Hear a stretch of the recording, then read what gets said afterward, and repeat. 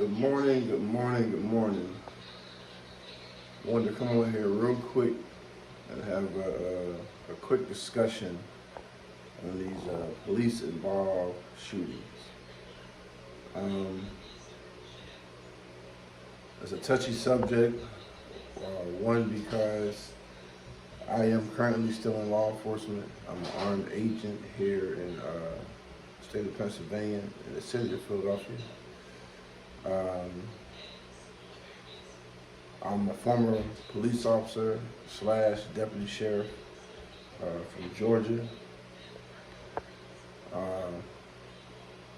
It's sad because when you watch these shootings and you see the actions of the officers, you question the training. I know my training, I know what I've done in law enforcement, and I also know that the actions of these officers aren't always life-threatening.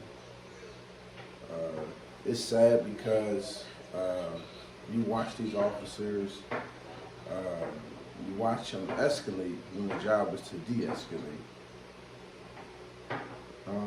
I question training a lot because I know when I was coming up in policing, you had to have some sort of training, and when you got into situations, you had to fall back on your training.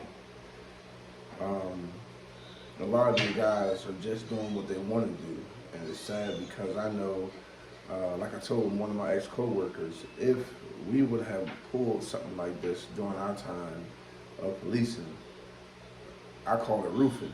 Our department would have roofed us. They'd have threw us to the wolves, simply because we went outside of the policy and procedures of the department. Now, this last shooting incident, the young man wasn't killed, but he was shot several times in his back, and he didn't have a weapon, and the officer could have used a taser to stop this gentleman from going to his vehicle.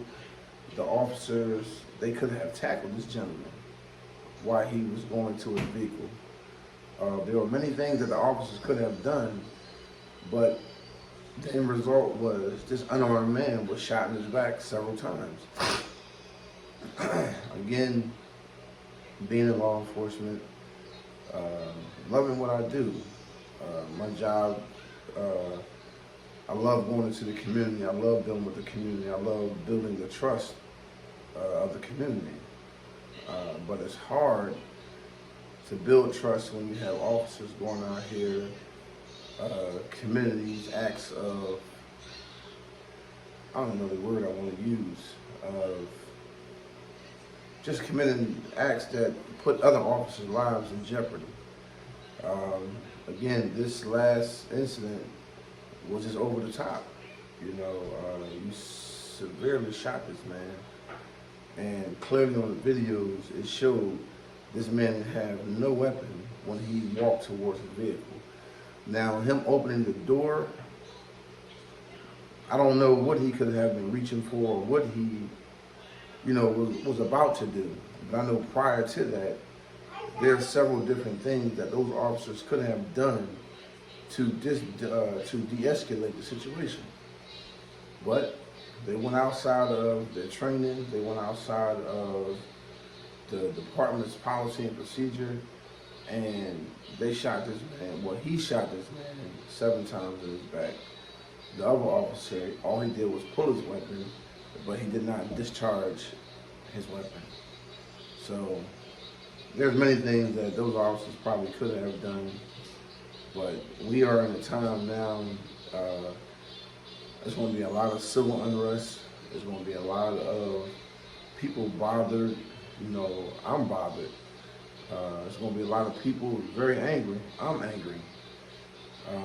Because I know in that situation, probably what I've done. I would have shot him with a taser and tried to,